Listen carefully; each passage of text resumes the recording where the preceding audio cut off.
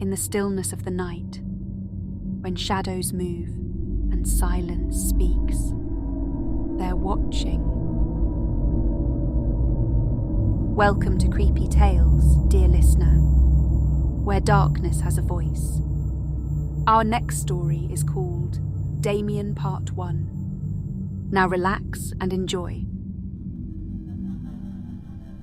Joshua stood beneath the flickering streetlight on the corner of Malvern and 9th, his breath curling like smoke in the chilled night air. His hoodie was thin, and his stomach was emptier than it had been in days.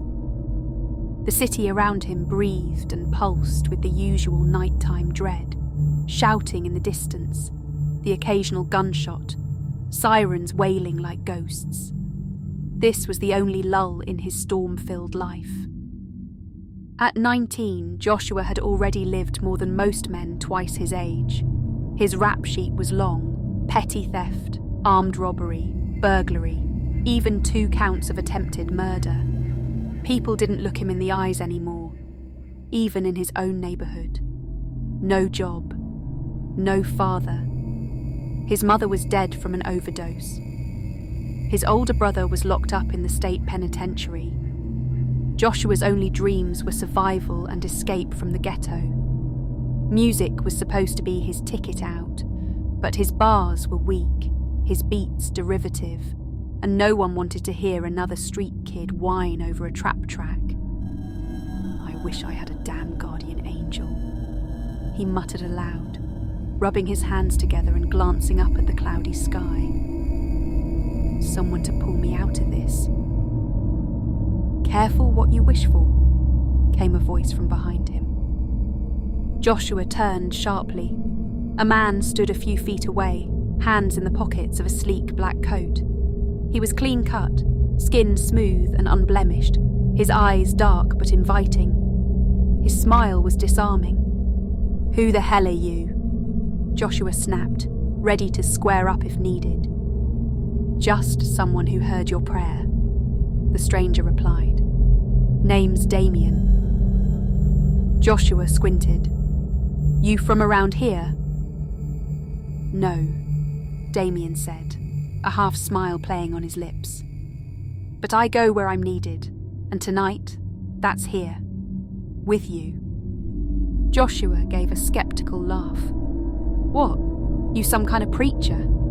A fairy godfather or some I can give you everything you want," Damian interrupted, stepping closer. "Fame, fortune, respect, power. You won't need to steal anymore, Joshua. No more struggling. No more worrying about who's coming for you next." Joshua blinked. "That's a big promise. What's the catch?" Damian's gaze drifted toward the city skyline, then back to Joshua. "All I ask is your friendship. We'll talk more later. For now, let's get you on your feet." Something in Joshua stirred. Curiosity, maybe even hope. He nodded slowly. "Aight, I'm listening." The next morning, Joshua awoke in a new apartment. The musty smell of his cousin's couch was gone, replaced by leather, glass, and the scent of money. He found a duffel bag on the kitchen counter stuffed with hundreds. Outside, a black-on-black Charger with paper tags sat in the driveway. Gold chains, designer clothes, a pound of top-shelf weed. He didn't know how Damian did it, and he didn't care. It felt like winning the lottery, except no one had bought a ticket. From there, things moved fast. His SoundCloud exploded overnight. Big-name producers reached out. His first single dropped and hit 1 million streams in 2 days. Suddenly, clubs were paying him to perform. Women threw themselves at him. The money kept pouring in. Everywhere he went, Damian was nearby, always watching, always smiling. "You're the best thing that's ever happened to me," Joshua slurred one night, drunk and high, draped in gold and drowning in luxury. "You're my best friend, for real. I'd do anything for you, man." Damian leaned forward, swirling his wine. "Anything." "Hell yeah," Joshua said, pounding his chest. "Cut off my right hand if you asked." Damian's smile widened. "We'll see." Weeks later, Damian sat beside Joshua in a quiet room, handing him a small slip of paper. 2 names, no context. "They've disrespected me," Damian said calmly. "I need you to handle it." Joshua stared at the names.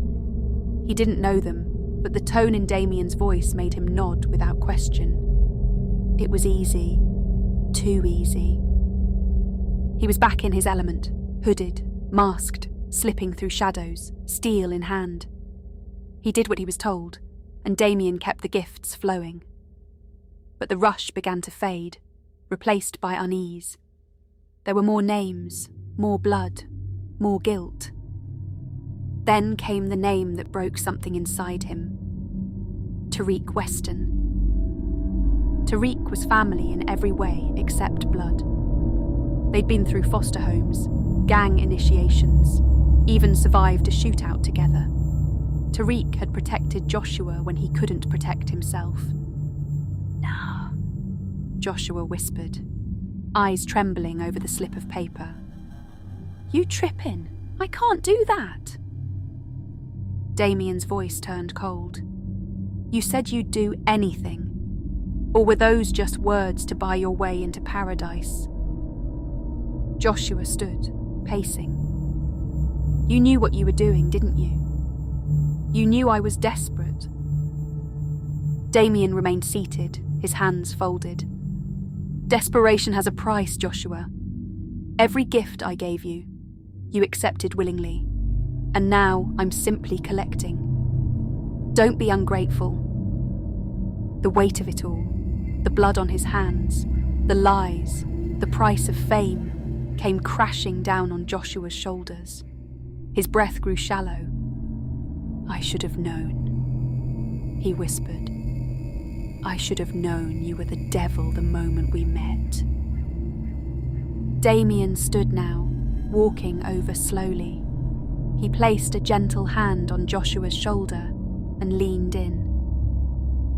"No, Joshua," he said, his voice a velvet whisper. "The devil only shows up when you're already in hell." Joshua felt the room darken, the walls close in. He was trapped. He couldn't escape Damian's grasp. Not now. Not ever. And so, with trembling hands and a hollow heart, Joshua took the blade and prepared to do the unthinkable. Again. To be continued. If you enjoyed this story, like and subscribe for more.